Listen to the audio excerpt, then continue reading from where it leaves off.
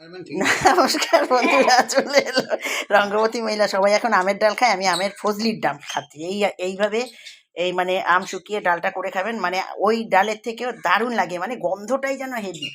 হাঁসের ডিম ভাজা, ওটা মুরগির নয়, হংসের ডিম। কিছু বলবি? বল। তোমায় হৃদ মাজারে রাখবো, ছেড়ে দেবো না। তোমায় হৃদ মাজারে রাখবো, ছেড়ে দেবো না। ছেড়ে দিলে সোনার গুড় আর তো পাবো না, না না আর তো পাবো না। শেষ বয়সে বুঝতে পেরেছে, আরে তুই দাঁতে তেল দিয়ে খানা রে ভালো করে, তোর ভয় নেই এই বউ তোর কাছ থেকে কোথায়ও যাবে না।